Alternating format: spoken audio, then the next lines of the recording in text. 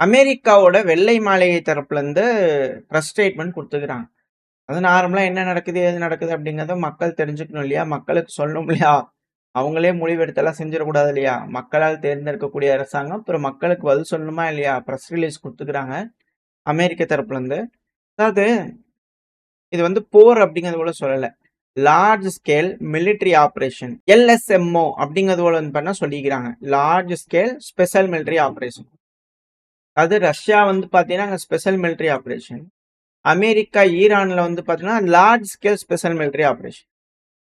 இது என்ன காப்பி அடிச்சுட்டாங்களா? ரஷ்ய அதிபர் விளாடிமிர் புட்டின் அவர்கள பார்த்து அப்படிங்கிற கேள்விகள் இருக்கு.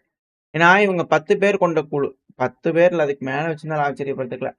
ஸோ அதுபோல ஒரு குழு வச்சிருப்பாங்க. நியாயமா பேசுவாங்க. அப்படியே தேன் ஒழுக பேசுவாங்க. இப்ப என்ன ஏதோ ஸ்டன் ஆயிட்டாங்களா? இல்ல ஏதோ பேனிக் வைக்கிறாங்க போல தெரியுது. அதனால அவசரத்துல ரஷ்யாவ பார்த்து அப்படியே காப்பி அடிச்சுட்டாங்களா? அப்படின்னு கேள்விகள் உங்களுக்கு வரும். ஏன்னா, அவங்க குடுத்திருக்கக்கூடிய கோல்ஸ். ஒரு ஆப்பரேஷன் எபிக் ஃபியூரின்னு வச்சாச்சு. So large scale special military ஆப்பரேஷனும் வச்சாச்சு. இப்ப இதோட கோல் என்ன அப்படிங்கிற கேட்பாங்க இல்லையா? ஈரானை டீமிலிட்டரைஸ் பண்ணணும். அங்க ரஷ்யா, உக்ரைனை டீமிலிட்டரைஸ் பண்ணும். இங்க அமெரிக்கா, ஈரானை டீமிலிட்டரைஸ் பண்ணும். இப்ப அடுத்தது அமெரிக்கா அமெரிக்காக்கு இருக்கக்கூடிய த்ரெட்ஸ், ஈரான்னால வரக்கூடிய த்ரெட்ஸ்ல இருந்து ப்ரொடெக்ட் பண்ணும் எதிர்காலத்திலையும்.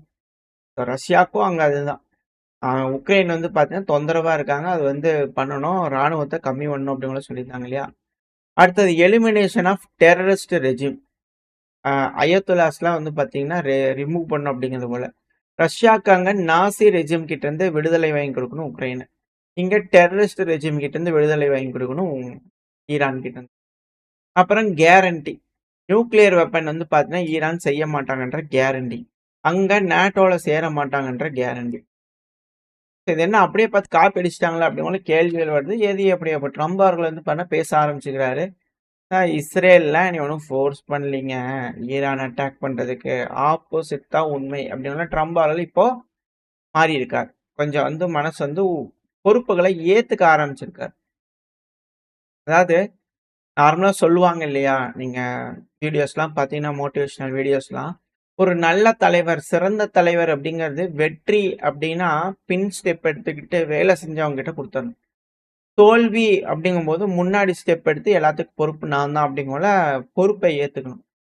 அந்த தோல்வியை ஏத்துக்கக்கூடிய பக்குவம் வேணும். அந்த பக்குவம் எப்ப ட்ரம்ப் அவர்களுக்கு வந்துருச்சா அப்படின்ற கேள்விகள். ஏன்னா சில நாட்களுக்கு முன்னாடி அதுவும் காலையில கூட மார்க்கோ ரூபி அவர்கள்லாம் இது இஸ்ரேலோட போர். இஸ்ரேல வந்து இப்படி பண்ணிட்டாங்க, அப்படி பண்ணிட்டாங்க அப்படின்னு சொல்லிட்டு இருந்தாங்க.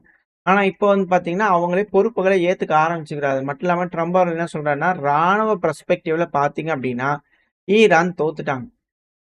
அவங்களோட மிசைல் லான்ச்சர்ஸ்லாம் வந்து பாத்தீங்கன்னா 1, 2 இருக்கிறத எடுத்து வீசிட்டு இருக்கிறாங்க. அவ்வளவுதான். ஈரானோட மக்கள் இம்யூனிட்டி, அங்க இருக்கக்கூடிய நபர்கள் இம்யூனிட்டி கேட்குறாங்க. ஒரு கட்டத்துக்கு மேல ஆயுதங்களை கீழே போட்டு சரணடைஞ்சிருவாங்க. நம்ம இம்யூனிட்டி கொடுத்துட்டோம்னா போதும். அது மட்டும் இல்லாம ஈரான்ல இருக்கக்கூடிய எல்லா மிசைல் லான்ச்சரும் முடிஞ்சிருச்சு அப்படிங்கிறது போல ட்ரம்ப் அவர்கள் தரப்பு வந்து பேசிக்கிறார். இதே ஈரானோட minister of defence spokesperson தரப்பு வந்து என்ன ஸ்டேட்மெண்ட் வந்திருக்குன்னா, நாங்க ரொம்ப நீண்ட காலுக்கான போர், வெரி லாங் வாருக்காக நாங்க ப்ரிப்பேர் ஆயிருக்கோம். ஸோ அதனால இப்பவே அதிநவீனமயமான ஆயுதங்கள்லாம் எடுத்து யூஸ் பண்றதுக்கு ஃபூலிஷ் இல்ல. ஸோ அதனால எஃபெக்டிவான வெப்பன்ஸ் எல்லாம் எடுத்து பிகினிங்ல யூஸ் பண்ணாம, லிமிட்டட் ஸ்டாக் பைல்ஸ் ரொம்ப பழைய இது இருக்கும் இல்லையா? அத மட்டும் எடுத்து யூஸ் பண்ணியிருக்கோம். அது மட்டும் இல்லாம, மேற்கு நாடுகள் கிட்ட எந்த அளவுக்கு ஸ்டாக் பைல்ஸ் இருக்குன்றது எல்லாத்துக்கும் தெரியும். அப்படிங்கிற அவங்க தரப்புன்னு சொல்லிட்டு போயிருக்காங்க. ஆக்சுவலா இங்க என்னன்னா, மிடில் ஈஸ்ட் போர பொறுத்தவரைக்கும், எத வச்சு டிசைட் ஆகும்னா, யாரு முதல்ல தீர்ந்து போறாங்க? ஆயுதங்கள் தீர்ந்து போகுது. மிசைல் தீர்ந்து போகுதா? இன்டர்செப்டார்ஸ் தீர்ந்து போகுதா? ஈரானோட மிசைல் லான்ச்சிங் கெப்பாசிட்டிஸ் போகுதா? இல்ல அந்த மிசைல தடுக்கக்கூடிய அந்த இன்டர்செப்டார்ஸ் இல்லாம போகுதா? அப்படிங்கிறது இங்க இருக்கக்கூடிய கேள்வியா இருக்கும் அப்படிங்கிற பல அனலிஸ்டுகள். ஸோ ஸ்டாக் பைல்ஸ் அப்படிங்கிறது அமெரிக்காவை பொறுத்த வரைக்கும் அட்வான்ஸ்டு அப்படிங்கிறதோட சொல்லுவாங்க. ஸோ காஸ்ட்லியும் கூட. அதனாலேயே அது லிமிட்டடாகவும் இருக்கு. ஈரானுக்கு இது நல்லாவே தெரியும். ஆனா ஈரானோட அர்சனல் எந்த அளவுக்கு அப்படிங்கிறத இப்ப செஞ்சு காமிச்சாங்கன்னா தான் தெரியும். இவ்வளோ இருக்கு அவ்வளோ இருக்குன்னு அவங்களும் வீடியோ பதிவுகள் போட்டிருக்காங்க. பட் இது என்ன ஏதுங்கிறது வெயிட் பண்ணி தான் பார்க்கணும். ஸோ இது போல எங்க சூழ்நிலைகள் சிக்கலா இருக்கக்கூடிய சமயத்துல சவுத் கொரியா வந்து பாத்தீங்கன்னா அங்க பேனிக் ஆயிருக்காங்க. ஐயையோ ஐயையோ அப்படிங்கிற போல பார்த்துக்கிட்டு இருக்காங்க. ஏன் அப்படின்னா அமெரிக்கா வந்து பல தாடு சிஸ்டம்ஸ வந்து பார்த்தீங்கன்னா, பேட்டரீஸ ஆர்ஓகே ரிபப்ளிக் ஆஃப் கொரியா சொல்லுவாங்க இல்லையா? நார்த் கொரியா வேற, சவுத் கொரியா வேற. சவுத் கொரியாலேருந்து அது ஆர்ஓகேன்னு சொல்லுவாங்க. ஸோ அங்க இருந்து வந்து பார்த்தீங்கன்னா, மிடில் ஈஸ்ட்க்கு தூக்கிட்டு போயிரலாமா? இன்டர்செப்டார் சப்ளைலாம் வந்து ரொம்ப கம்மியா இருக்கிறதுனால, இங்க இருக்கிறதையும் வலிச்சு தூக்கிட்டு போயிரலாமா? அப்படிங்கிற பார்த்துட்டு இருக்காங்கன்ற பேனிக் மோட வெளிப்படுத்திக்கிறாங்க. அங்க நார்த் கொரியாவோட கிம் ஜாங் அவர்களுக்கு சிரிப்பு தான் வரும். பட் இருந்தாலும் இப்ப சவுத் கொரியாவுக்கு வந்து பார்த்தா கொஞ்சம் பேனிக்ல இருக்காங்க அப்படிங்கிற மாற்று கருத்து இல்ல. பில்லியன் கணக்கான ஆயுதத்த வந்து பார்த்தீங்கன்னா, தைவானுக்கு குடுத்துருந்தாங்க. இப்ப என்ன அதையும் புடுங்கிட்டு போயிருவாங்களா? அப்படின்ற கேள்விகள் இருக்கு. சரி, ஓகே. இப்ப ஈரான் வந்து பார்த்தீங்கன்னா, லார்ஜ் ஸ்கேல் வாருக்கு மிசைல் ஏவுவாங்க. டிஃபென்ஸ் எப்படி அப்படிங்கிற போல கேள்வி இருக்கு இல்லையா? ஸோ 24 மணி நேரத்துல 6 இ இஸ்ரேலோட ராணுவத்துக்கு சொந்தமான ஹெர்மிஸ் வகை ட்ரோன்கள 6 ட்ரோன்கள டவுன் பண்ணியிருக்கோம் அப்படிங்கிறத அவங்க தரப்புன்னு சொல்லிக்கிறாங்க. மிசைல்களை யூஸ் பண்ணி தாக்கக்கூடிய வீடியோ பதிவுகள்லாம் ஈரான் தரப்புல ரிலீஸ் பண்ணிட்டு தான் இருக்கிறாங்க. அது மட்டும் இல்லாம இஸ்ரேலோட வடக்கு பகுதிகள்ல ட்ரோன்கள் சர்வசாதாரணமா பறந்துகிட்டு இருக்கு. வடக்கு பகுதிகளிலிருந்து ஏவக்கூடிய ட்ரோன்கள் ஹைஃபா வரைக்கும் போயிட்டு இருக்கு அப்படிங்கிற செய்திகள், வீடியோ பதிவுகள் ரிலீஸ் ஆயிருக்கு. இதை லான்ச் பண்ணது வந்து பார்த்தீங்கன்னா ஹிஸ்புல்லா. இதுல என்ன ஒரு வேடிக்கை அப்படின்னா, ஹிஸ்புல்லா டீமிலிட்டரைஸ் பண்ணக்கூடிய பகுதிகள், அந்த பகுதிகளில் எங்களோட கட்டுப்பாட்டுக்குள்ள இருக்கு அப்படிங்கிறதோட சொன்னாங்க இல்லையா? ஸோ அந்த பகுதிகளிலிருந்து ஏவிட்டு இருக்கிறாங்க மிசைலையும் ட்ரோனையும் அப்படிங்கிறது போல வந்து பார்த்தீங்கன்னா செய்திகள் வந்துகிட்டு இருக்கு. ரெண்டாவது ஹிஸ்புல்லா 2 மெக்கர்வா டேங்குகள் அடிச்சிட்டோம் அப்படிங்கிற சொல்றாங்க. இதுக்கப்புறம் வீடியோ பதிவுகள் வந்துச்சுன்னா அடுத்தது பயில பார்க்க ஆரம்பிக்கலாம். பட் இது போல ஸ்டேட்மெண்ட்ஸ் ஹிஸ்புல்லா தரப்புலேருந்து வந்துகிட்டு இருக்கு.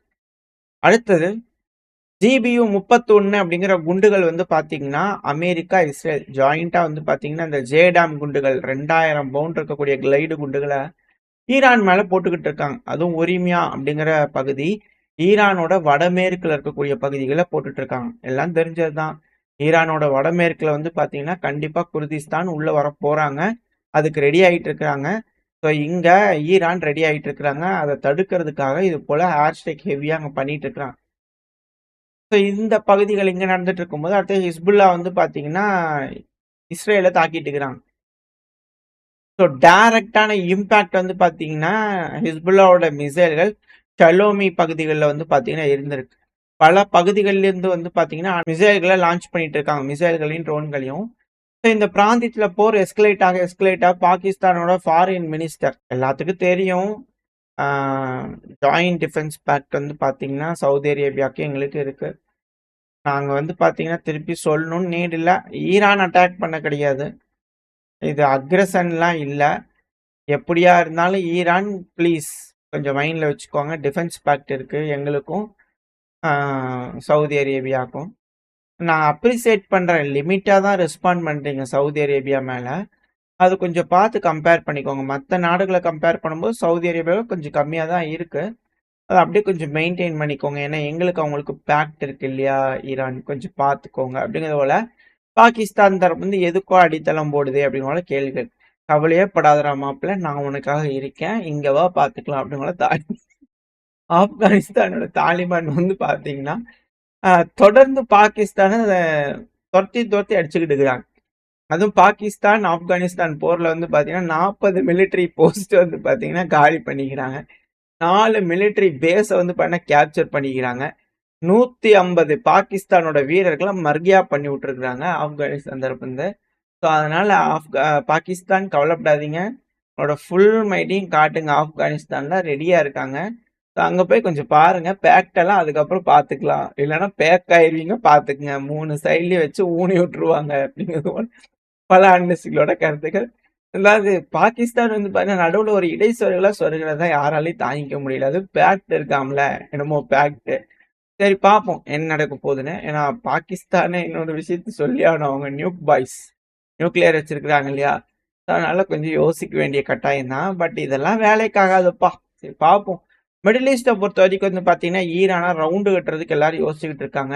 ஈரான் என்ன செய்ய போறாங்க அப்படிங்கிறத வெயிட் பண்ணி பார்க்கலாம். ஓரளவுக்கான தகவல்கள் இந்த பையில பார்த்துருப்போம்னு நினைக்கிறேன். இந்த பதிவை பற்றி உங்களோட கருத்துக்களை கமெண்ட் செக்ஷனில் சொல்லுங்க. கூடவே நம்ம சேனலை சப்ஸ்கிரைப் பண்ணலாம், மறக்காம சப்ஸ்கிரைப் பண்ணிக்கோங்க. Channel Senthal defence, Senthal D coach. 2 சேனல்லையுமே வந்து பார்த்தீங்கன்னா லிங்க்கை நான் உங்களுக்கு டிஸ்கிரிப்ஷனில் கொடுக்குறேன். உங்கள் 2 சேனலையும் சப்ஸ்கிரைப் பண்ணி வச்சுக்கோங்க. ஏன்னா 2 சேனலையும் மாறி மாறி வீடியோ பதிவுகள் வந்துகிட்டு இருக்கும். உங்களோட அன்பாதரவும் எனக்கு எப்போ இருக்கணும்னு நம்பிக்கலாம். அடுத்த பையில உங்க சந்திக்க. Very stay safe. பாய்.